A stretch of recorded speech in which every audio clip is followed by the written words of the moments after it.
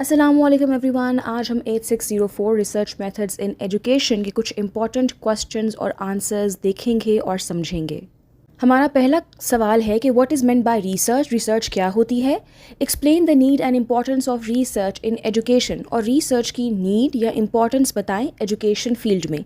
देखें, अब सबसे पहले हमने दो पुरानी वीडियोस में पढ़ा था कि रिसर्च क्या होती है। रिसर्च एक सिस्टमैटिक प्रोसेस होता है, ठीक है, जिसमें इन्वेस्टिगेशन की जाती है, एनालिसिस किया जाता है, डिफरेंट सोर्सेज से डेटा कलेक्ट या डेटा इकट्ठा किया जाता है, ठीक है, और फिर उन पे हम हाइपोथेसिस करके जो है वो एक्सपेरिमेंट्स करके कंक्लूजन्स ड्रॉ करते हैं, ठीक है। ये आपकी है रिसर्च। अब need for research in education के एजुकेशन फील्ड में रिसर्च की क्या ज़रूरत या क्या अहमियत है। तो नीड मतलब ज़रूरत क्या है कि हमने इन्फॉर्म डिसीजन मेकिंग, मतलब हमने डिसीजंस बनाने होते हैं, डिसीजन मेकिंग करनी होती है, तो इसलिए हमें रिसर्च चाहिए। हमें कॉन्टीन्यूअस इम्प्रूवमेंट चाहिए अपने काम में, मतलब हम अपने काम में प्रोग्रेस देखना चाहते हैं, ठीक है। Third is assessment of effectiveness. Of course research के बगैर काम में वज़न नहीं आएगा, मींस अफेक्टिवनेस नहीं आएगी।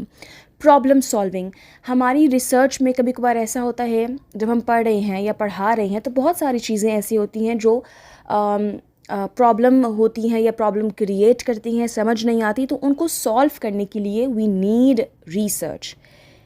Evidence based practice, of course आप रिसर्च ऐसे हवा में नहीं करते, आपको प्रूफ चाहिए, प्रॉपर बेसिस चाहिए, एविडेंस चाहिए, ताकि आप रिसर्च परफॉर्म कर सकें। Sixth is measurement and evaluation. देखिए, कोई भी चीज़ एवेल्यूएट या एनालिसिस करने के लिए हमें रिसर्च चाहिए। रिसर्च करे बगैर हम ये तो कभी भी नहीं कह सकते कि भाई ये चीज़ सही है और ये चीज़ गलत है, ठीक है। Seventh is accountability. अकाउंटेबिलिटी में बेसिकली क्या आता है कि आपने फॉर एग्जांपल कोई हाइपोथेसिस स्टेटमेंट दे दी, अब उसको चेक करना है, ठीक है, कंक्लूजन्स ड्रॉ करने हैं, लेकिन वो आप उसकी इफेक्टिवनेस कैसे चेक करेंगे? ऑफ कोर्स रिसर्च के थ्रू चेक करेंगे, ठीक है। इम्पॉर्टेंस ऑफ रिसर्च, मतलब कि पहले हमने पढ़ा नीड कि हमें ज़रूरत क्यों है, अब हम पढ़े हैं उसकी इम्पॉर्टेंस के, उसको प्रायोरिटाइज क्यों करना चाहिए। पहला है कि इम्प्रूव लर्निंग आउटकम्स, ताकि जो हमारे आउटकम्स मतलब जो हमारा आउटपुट या रिजल्ट है वो इम्प्रूव्ड आए, अच्छा आए, इफेक्टिव आए, ठीक है। इनोवेशन, इनोवेशन मतलब क्रिएटिविटी, ठीक है, आप जो है वो चीज़ों को एक्सप्लोर करते हैं, डिफरेंट नज़रियों से देखते हैं। तीसरा इक्विटी एंड इंक्लूजन, मतलब it is for everyone equally, fair justice की बात कर रहा है। पॉलिसी डेवलपमेंट, ऑफ कोर्स हर किसी की हर जगह की डिफरेंट पॉलिसीज़ बनती हैं, ठीक है, और उसमें आपका वो पॉलिसीज़ हर किसी के लिए मतलब इक्वल होती हैं, उसमें इनइक्वालिटी वाली बात नहीं आती, ठीक है। तो रीजनल या लोकल या सोसाइटल जो पॉलिसीज़ डेवलपमेंट है उनकी बात कर रहे हैं। Teacher professional development, of course एक टीचर भी विद टाइम ग्रो होती है, ठीक है, तो जब विद टाइम वो ग्रो हो रही है तो वो ऑफ कोर्स उसकी प्रोफेशनल डेवलपमेंट में भी कहीं ना कहीं रिसर्च का हाथ है। पेरेंट एंड कम्युनिटी एंगेजमेंट, मतलब जो आपके रिसर्च फाइंडिंग्स होती हैं वो अगर आप अपने पेरेंट्स, अपने बहन भाइयों से या फ्रेंड सर्कल कम्युनिटी में शेयर करें तो ऑफ कोर्स उनकी नॉलेज में भी इजाफा होगा। Seventh is global competitiveness. देखिए, ग्लोबली कंपटीशन कितना बढ़ गया है ये तो पता है ना हमें, ठीक है, कि हम नेशनल लेवल पे हैं, अगर हम इंटरनेशनल लेवल पे बात करें तो कम्पीट करने के लिए, वहाँ तक पहुँचने के लिए रिसर्च इम्पॉर्टेंट है। Eighth is life long learning. Of course research जहाँ पे सिस्टमैटिक प्रोसेस है वहाँ पे ही वो एक लाइफ लॉन्ग लर्निंग प्रोसेस भी है। अच्छा जी, फिर एक और इम्पॉर्टेंट क्वेश्चन है कि explain the sources of knowledge in detail.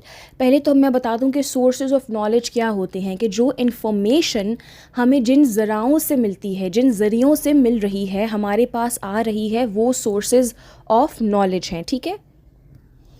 पहला नॉलेज सोर्स है एम्पेरिकल एक्सपीरियंस, मतलब एम्पेरिकल एक्सपीरियंस को वो कह रहे हैं कि जो आप अपनी सेंसेस, अपनी ऑब्जर्वेशन, परसेप्शन के थ्रू जो भी नॉलेज गेन कर रहे हैं, दैट इज़ एम्पेरिकल एक्सपीरियंस, ठीक है।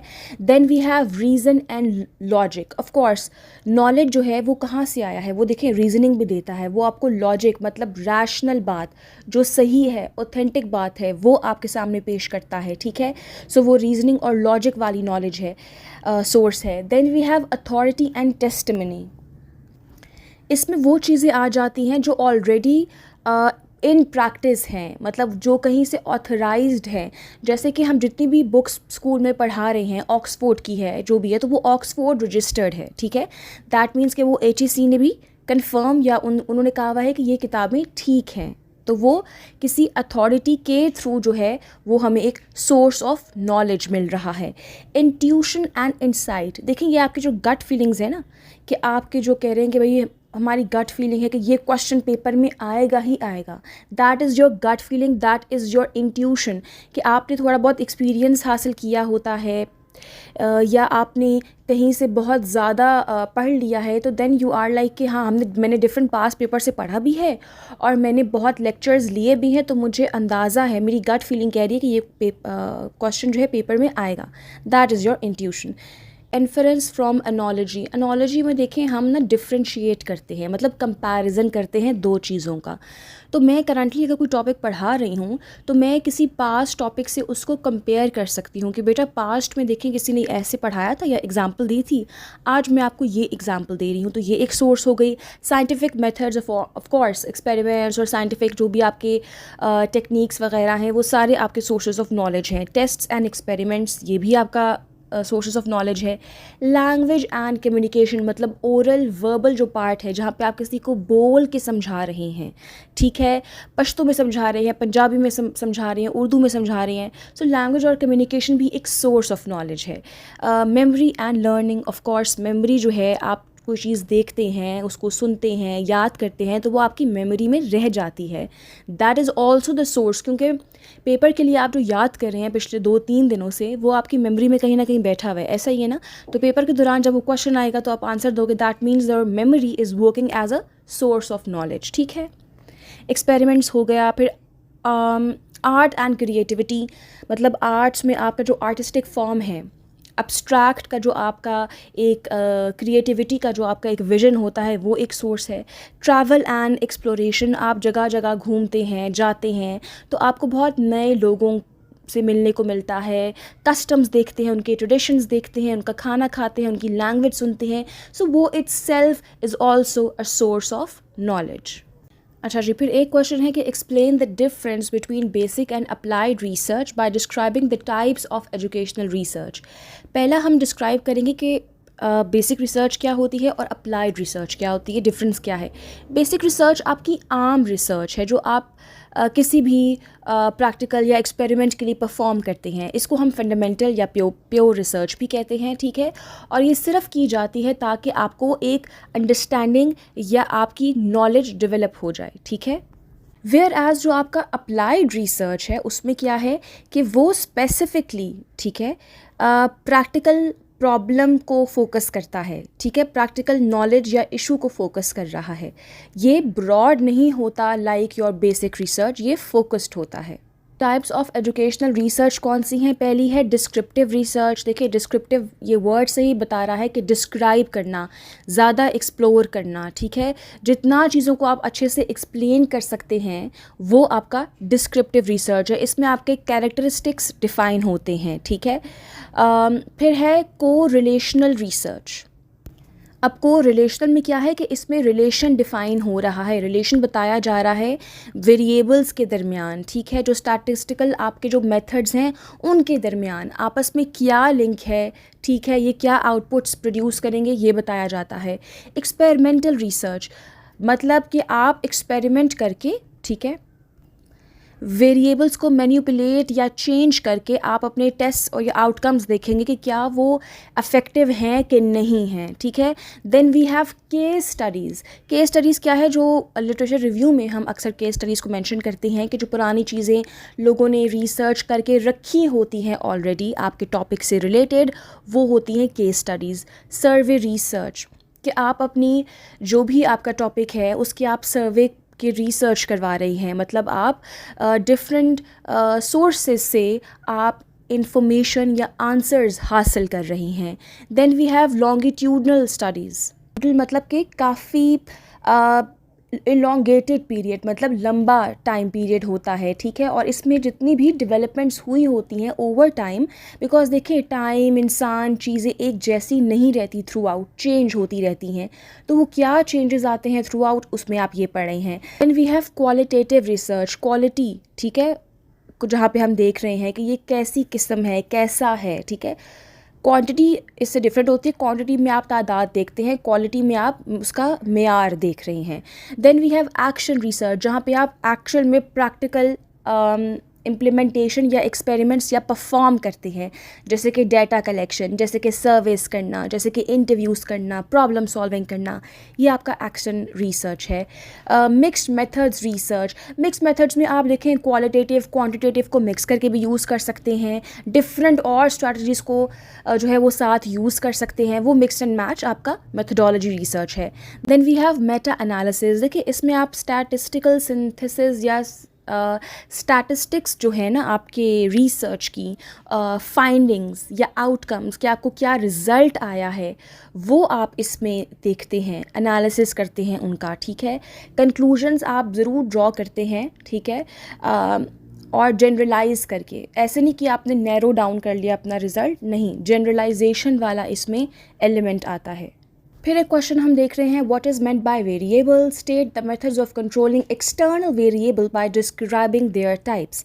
देखिए वेरिएबल्स क्या होते हैं, वेरिएबल्स हमने कल भी पढ़ा है कि वेरिएबल्स चेंज होते रहते हैं अपनी कैरेक्टरिस्टिक्स में, अपने एट्रीब्यूट्स में, अपनी वैल्यूज़ में। वेरिएबल्स एक जैसे नहीं रहते, ठीक है।